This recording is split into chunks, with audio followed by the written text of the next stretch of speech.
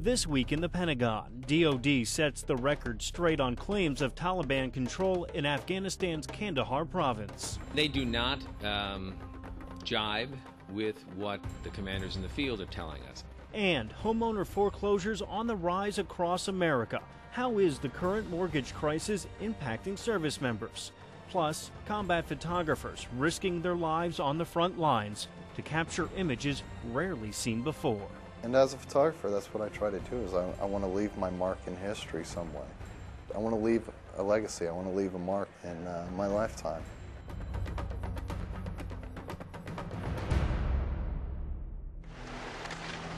It's very emotional just trying to figure out what's going on. We're all in it together. We're all devastated, just devastated. Trying to save the place I grew up. I love this town and I'd do anything for it, so just trying to protect it. Start over. Yep, that's what we're gonna do. It looked like a giant water slide, but it was just coming through so fast around that bend. It's surreal. We just don't even believe it yet. You know, it just doesn't feel real. We see a lot of progress. There's a lot of good that's happened because of what we're doing. Hopefully a lot of damage has been avoided because of this. Another heavy one coming down the line. The rain keeps coming, so we'll see what happens. By every account, the Guard members are making such a profound difference in the middle of a real tragedy. Welcome to This Week in the Pentagon. I'm Sergeant Brian Buckwalter. As you've just seen, flooding in the Midwest has caused massive damage over several states. Later in the show, we'll bring you a closer look at how the Army Corps of Engineers and the National Guard are responding to this natural disaster. But first, the latest news from the Pentagon. Tuesday, June 17th, Pentagon Press Secretary Jeff Morrell spoke to reporters and addressed conflicting reports that Afghan citizens are fleeing as Taliban militants are gaining ground in several towns near Kandahar. I've seen the reports you've seen. I've read the press accounts as you've read them. And they do not jibe with what the commanders in the field are telling us. Mr. Morrell went on to say the commanders on the ground in Afghanistan have reported that patrols have seen no sign of increased Taliban control of any areas, despite press reports. The reality is that we're in the midst of the summer fighting season. This is precisely the reason we sent the Marines to RC South for this period, to take on what we knew was going to be an attempt by the Taliban to exert some control over that vitally important region. At this point, there is no imminent concern that Kandahar is about to fall to the Taliban and that necessary forces are in place to secure the region. In Iraq, the number of weapons caches discovered in the Baghdad area of operations has reached record levels over the last month.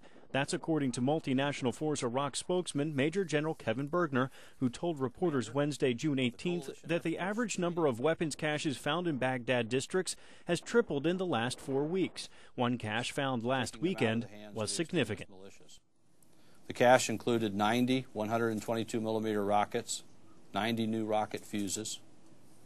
It included 6 mortars, 22 blocks of C4 explosive material, and 11 blocks of TNT explosive material. The Air Force plans to review the Government Accountability Office report recommending bidding be reopened for the new aerial refueling tanker. The GAO finding, released June 18th, comes after an investigation into the process that awarded Northrop Grumman a $35 billion contract to develop and procure up to 179 KC-45A tanker aircraft. Boeing protested that decision. The GAO report said the Air Force had made a number of significant errors that could have affected the outcome. This week, U.S. and Iraqi officials continue talks on a plan of action for the two nations beyond 2008. It would clarify the U.S. military's role in Iraq with a status of forces agreement. If approved, it would be the latest of many status of force plans the U.S. maintains with nations around the world. Air Force Master Sergeant George Maurer has this report. U.S. officials call it a strategic framework agreement with Iraq, laying out a bilateral plan for U.S.-Iraqi relations. The U.S. ambassador to Iraq says the pact will cover a wide range of issues, with Iraq's security a key component. It would allow U.S. military operations to continue after the UN mandate expires at the end of the year.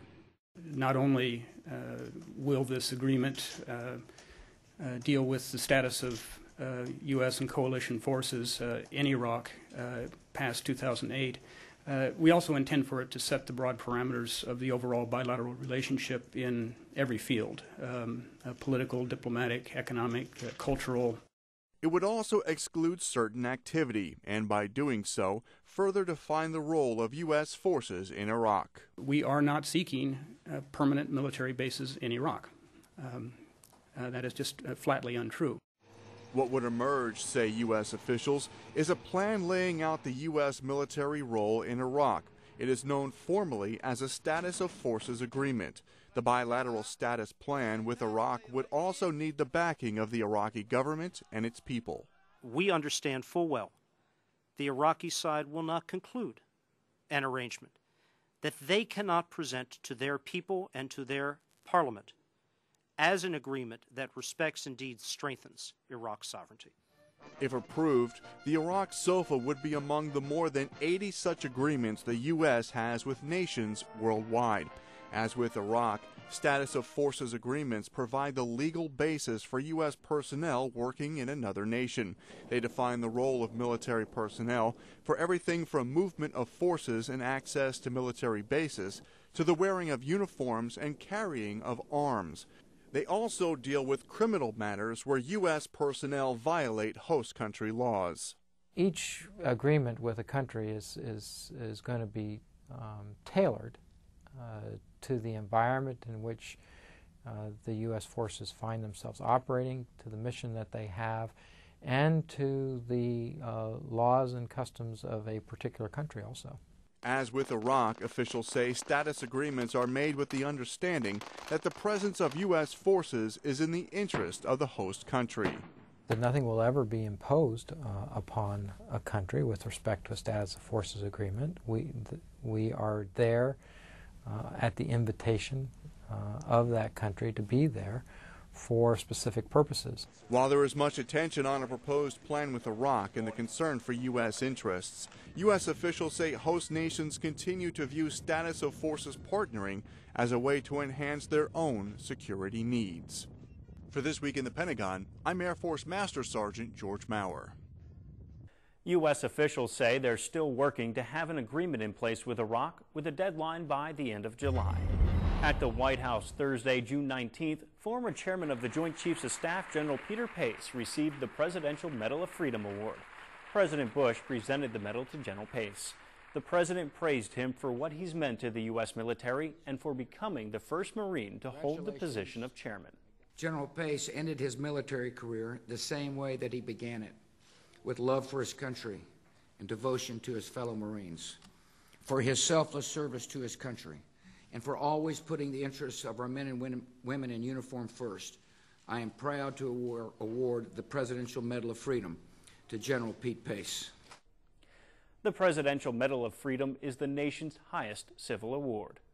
And it was a hero's welcome for one specialist returning home from Iraq. She's only the second female soldier since World War II to be awarded the Silver Star. And this past week, she was honored by her hometown of Lake Jackson, Texas. 19-year-old Army Specialist Monica Brown saved the lives of 5 fellow soldiers in Afghanistan last April. Her friends and family anxiously awaited her return from a 15-month deployment late last week. At a ceremony at the town civic center, the Army medic thanked all who are serving their country overseas. Just like to say thank you to everyone that I was with the day that this all happened, why I got my award. And I'd like to say thank you to everyone else who's in the armed services fighting over there right now. I know my brother is.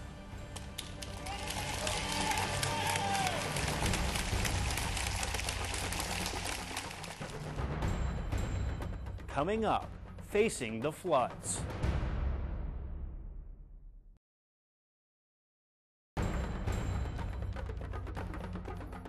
Welcome back to This Week in the Pentagon. Parts of the Midwest these past few days have endured some of that region's worst flooding ever. In some jurisdictions, entire towns are submerged in water. The danger is far from over. And the Army Corps of Engineers continues to monitor the threat as well as provide help in the aftermath. We begin in hard-hit Iowa. Floodwaters barreling over river banks. Last week in Iowa, the overflowing Cedar River left scenes like this in its path. I don't know what it smells like, it's just terrible. It's sewer, I guess. To see what nature can do is extremely sobering. Now to the south, the devastation continues. The Mississippi River inundating towns along its banks in Illinois, Missouri, and Iowa. Gulfport devastated by river waters flowing over the tops of levees there. The U.S. Army Corps of Engineers is trying to stay ahead of the surge. In many locations, they're going to exceed the flood of record, and that was 1993. So the people that live here in this valley have never seen this amount of water. It's very emotional just trying to figure out what's going on. A Corps of Engineers map gives you an idea. As of midweek, the levees marked in purple had already been overtopped. That means anywhere from 500 to 17,000 acres may be underwater at each site, and that's in the Rock Island District alone. Mississippi floodwaters will also likely roll over the tops of those levees marked in red. At the southern part of the map is Hannibal, Missouri, where residents and the National Guard are filling thousands of sandbags. The river is expected to crest there toward the end of the week. Yeah, I put the one on this side because I wanted to see. That's where we're getting all the open air pressure now. Ahead of the crest, the Corps has provided nearly 90 pumps, 2,000 rolls of plastic sheeting, and 13 million sandbags. That's enough to stretch from San Francisco to Washington, D.C. In its wake, emergency repairs and inspections. To determine whether a levee was overtopped, meaning the river simply crested higher than the hill, or whether it breached, meaning it ruptured or broke, in most cases, the levees will need some repair. It's not unusual for levees that have had water piled up inside them for days to start to get saturated. The water will try to find ways to seep through. That'll show up as, for instance, as boils on the land side of the levee. But now the focus is on prevention, trying to engineer nature's force. For This Week in the Pentagon, I'm Petty Officer Liz Murray. Service members aren't just helping on the ground, but also from the air. In the air, the Guard gives government officials a bird's-eye view of the damage, usually from a helicopter. Is this area that we're looking at the portion of County A that washed out? So, why is this aircraft being used for flood relief efforts? It's head and shoulders above anything else we've ever been able to offer for the public. It is an RC-26, a counter-drug aircraft used by the Air National Guard to provide regional support to a number of states. Capabilities include thermal imagery, airborne command and control, and photography and video. The equipment itself lends itself to other things besides counter-drug very easily. We have a video downlink system on board that we're using in combination with a video turret that provides, daylight color video images, infrared images, and then low-light capable images at night. The Guard has been using 2 of its 11 counter-drug RC-26 aircraft in the Midwest flood zones in support of the state and local emergency operations centers. Basically, we have a list of areas that they want to focus on or that they're concerned about, things such as failing dams, roads or bridges that have been washed out, and levees that are under stress or duress. Crews in the aircraft send real-time information and video of these areas back to the emergency officers on the ground, who can then plan their course of action. Emergency operations centers can be way displaced from a disaster area. We can film the situation there and then beam video back to them to extreme ranges, hundreds of miles. Today, while we were flying a mission, there was a levee break by a small town, and we were in the process of circling overhead when it developed, and so we were able to pass that information to them right away, and they were able to effect, rescue for people that were out there. Crews first conducted emergency missions during Hurricane Katrina in 2005. Katrina wasn't as much an issue. The wildfires especially allowed us to refine some of the relationships. Anytime you have a situation where a first responder needs to help people. Our responsibility is to, the nation as a whole, and then obviously the counter-drug program and then on down. So, it does impact our service, but obviously this is a higher calling. Other non-counter-drug missions for the RC-26 include presidential security, maritime and border security, the Space Shuttle Columbia recovery mission, as well as the war in Iraq.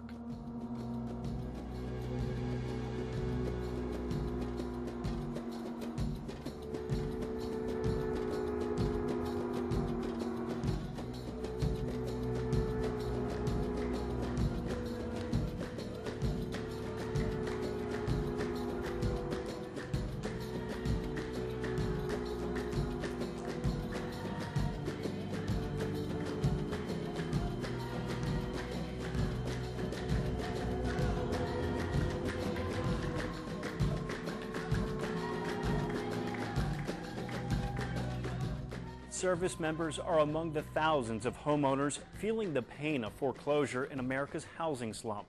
They too are the victims of the subprime mortgage meltdown. But help is on the way from fellow warfighters, veterans, and U.S. agencies. The home mortgage crisis continues to sweep across America. More than 1 million homes are now in some stage of foreclosure, and the number is expected to rise. Defense officials and support groups say they see a rising number of service members with foreclosure problems, especially on commercial subprime mortgages. And for those people, this is an extreme challenge. And, one slip up, and especially with these subprime loans, all of a sudden, it's not just that they owe money, they owe, this huge balloon payment and interest rates, and, it's hard to get themselves out of that situation once they start. Sergeant Patrick Campbell is an Army combat medic with the Washington, D.C. National Guard. In 2004, he volunteered for duty in Iraq with the 256 Infantry Brigade in Baghdad. Sergeant Campbell also works for Iraq and Afghanistan Veterans of America, or IAVA. He says warfighters downrange also need support at home when times are tough. So that means there are a lot of service members who are currently sitting in Iraq thinking about, am I or am I not going to lose my home, instead of checking their lane, looking left to right. And that is a bad place for that soldier to be, and it's a really bad place for everyone who depends on that service member to be doing their job. Campbell and IAVA are backing efforts in Congress to extend benefits of the Service Members Civil Relief Act. It protects active duty personnel from losing homes due to non-payment for up to 90 days after returning from duty. Some lawmakers want to make that 6 months or a year. Officials at the Department of Veterans Affairs also report a steady rise in calls to their 9 regional loan counseling centers from vets and active duty personnel. And they're urging both groups to contact the VA for help. So if they've already taken out used their VA benefit to get a home loan, we have a staff of 350 people nationwide that have been trained, and their entire reason for working is to help veterans who are experiencing financial hardship maintain their home loan payment. We get calls from people that do not have VA guaranteed loans but would have otherwise been eligible, and we do provide financial counseling for them. And we do tell them what options they have to discuss with their servicer in order to retain their home loan, such as set up a repayment plan, look at your financial situation, see if maybe a loan modification is in order.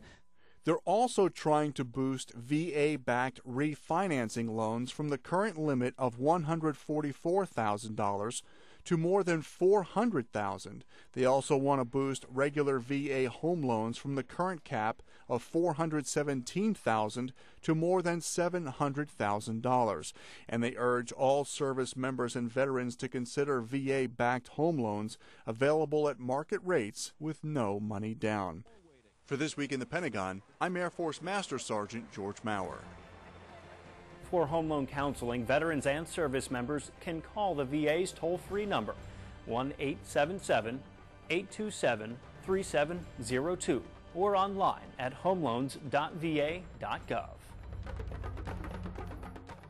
Still ahead, combat photography.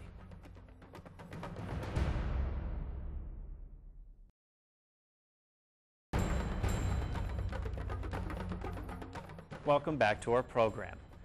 Deployments can be a dramatic time for military families. Last year, millions of people witnessed that drama on the primetime TV show Army Wives. The show is now back for another season, and as Petty Officer Andrew Krause reports, producers are working to make new episodes more realistic. How you doing? I'm used to it by now. I know, but that doesn't make it any easier. The hit show on Lifetime, Army Wives, has charged onto the scene and broken through into the households of millions of viewers. Season 1 ended as Lifetime's highest-rated show ever. The cast and crew have started shooting Season 2. Some of the scenes were shot at Charleston Air Force Base, South Carolina. We're depicting a redeployment, and Colonel Holden is greeting the troops home. And then we're shooting inside the C-17. Shooting a medevac of one of our actors, which I can't tell you who at this point. And inside one of the nose hangars, we are shooting Joan informing her immediate staff that she is pregnant. Service members and actual Army wives had the chance to participate in the episode. We have been basically the cheerleaders for the troops coming in back from deployment. He's home! Not only do service members and family members participate in some episodes, but they also give plenty of feedback. I had home cooked meal in a long time. Our bad feedback was about our berets in the first season, but now that the show has gotten some success, the military has come on board, which is a great thing because now we can get all those details right. Cue Gavin McCulley. Attention, everybody snaps to that position of attention. All right. Gavin, an Army captain on terminal leave, met with one of the producers during the off-season and was hired as the show's military advisor. Rolling. I ensure that the scenes are true to life and that the actors and the extras are wearing the proper uniform, that the scenarios that are played out are something that would really happen in the military. So we're going to practice that really quickly, okay? Gavin has used his military experience to get him to the place he wants to be.